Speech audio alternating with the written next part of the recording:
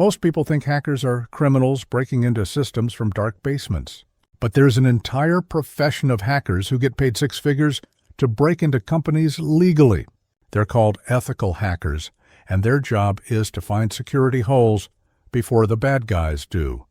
So how does someone actually become a professional hacker? What does a typical day look like? And how much can you really make doing this? Let's break it down.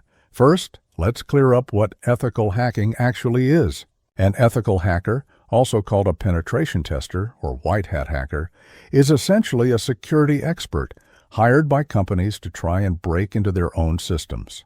The goal isn't to cause damage. It's to expose weaknesses before real criminals can exploit them. Think of it like hiring someone to try and break into your house to show you where your locks are weak. Except instead of your house, it's a company's entire digital infrastructure. And instead of losing your TV, they could lose millions of dollars and customer data. The process usually starts with something called reconnaissance. This is where the ethical hacker gathers as much information as possible about the target. They'll look at the company's website, social media, employee profiles, even job postings. They're looking for any piece of information that might give them a way in. This phase can take days or even weeks. A good ethical hacker is patient. They're not just randomly trying passwords. They're building a complete picture of how the organization operates, what technologies they use, and where the weak points might be. Once they have enough information, they move to the scanning phase. This is where they use specialized tools to probe the network and identify potential vulnerabilities. They might discover outdated software, misconfigured servers, or weak passwords. Every finding gets documented. Here's where it gets interesting. Ethical hackers use many of the same tools that criminal hackers use. Programs like Metasploit, Nmap, and Burp Suite. The difference is the permission and the intent. They have written authorization to test these systems, and their goal is to protect, not to harm. The actual exploitation phase is where they attempt to break in using the vulnerabilities they've found. Maybe they discovered a weak password policy and can crack into an admin account. Or perhaps they found an unpatched software vulnerability they can exploit. They'll try various techniques to see what works. But here's the crucial part. A good ethical hacker doesn't just break in and leave. They document everything. Every step they took, every vulnerability they found, how they exploited it, and most importantly, how to fix it. That's the real value they provide. After the testing is complete, they create a detailed report. This isn't just a list of problems. It's a comprehensive document that explains what they found, how severe each issue is, and specific recommendations for fixing it. They'll usually rank vulnerabilities as critical, high, medium, or low risk. Then comes the presentation. The ethical hacker will often meet with the company's IT team and executives to walk through their findings. This can be eye-opening for companies who thought their security was solid. Seeing someone actually demonstrate how they broke in makes the risk very real. So, what skills do you need to become an ethical hacker? First, you need a strong foundation in computer systems and networking. You need to understand how computers communicate, how networks are structured, and how different operating systems work.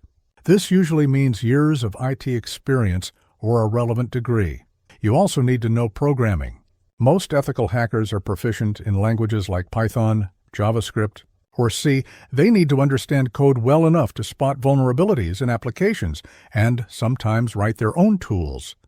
But technical skills aren't enough. Ethical hackers need to think creatively. They need to look at systems the way criminals do, asking, how could I break this?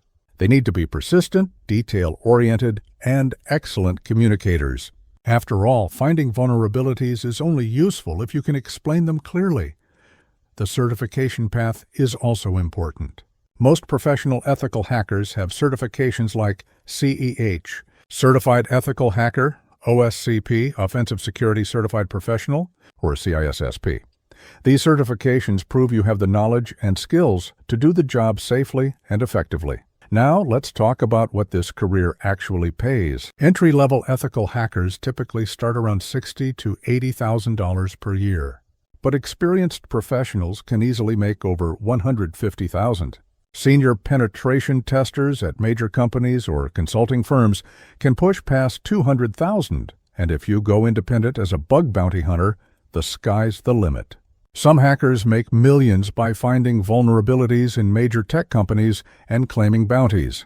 Facebook, Google, and Apple all have programs that pay substantial rewards for discovering security flaws. The job outlook is incredibly strong. As cyber attacks become more sophisticated and costly, companies are desperate for skilled security professionals.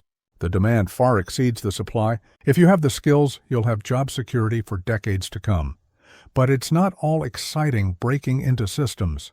Much of the work is methodical and repetitive. You might spend hours scanning networks or reading code.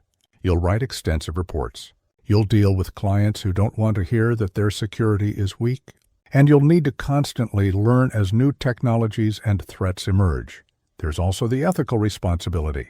You have access to incredibly sensitive information and systems. One mistake or bad decision could cause serious damage. The trust placed in ethical hackers is enormous, and maintaining the trust is paramount. The work environment varies widely. Some ethical hackers work in-house for large corporations, testing their own systems continuously. Others work for consulting firms, traveling to different clients. And some work remotely, testing systems from anywhere in the world. A typical day might involve reviewing previous findings, conducting new scans, attempting exploits, documenting results, and collaborating with IT teams. There is usually a mix of independent work and teamwork. You'll often work with other security professionals, developers, and system administrators. One of the most interesting aspects is that you're always learning. Hackers, both ethical and criminal, are constantly developing new techniques. New vulnerabilities are discovered daily. If you stop learning, you become obsolete. That's challenging, but also keeps the job from ever getting boring. The career can also lead to other opportunities. Many ethical hackers move into security architecture, consulting, or executive roles, like Chief Information Security Officer. The skills you develop are highly transferable and valued across the entire tech industry. So, is ethical hacking right for you? If you love solving puzzles, thinking creatively about systems, and have a strong sense of ethics, it could be perfect. It's a career that pays well, offers job security, and gives you the satisfaction of knowing you're making the digital world safer. The path isn't easy. It requires dedication, continuous learning, and the ability to think like both a defender and an attacker. But for those who pursue it, ethical hacking offers a unique opportunity to use hacking skills for good while building a lucrative and fascinating career. That's how ethical hackers actually find vulnerabilities. It's not movie magic or random guessing. It's a systematic, skilled profession that plays a crucial role in protecting our increasingly digital world.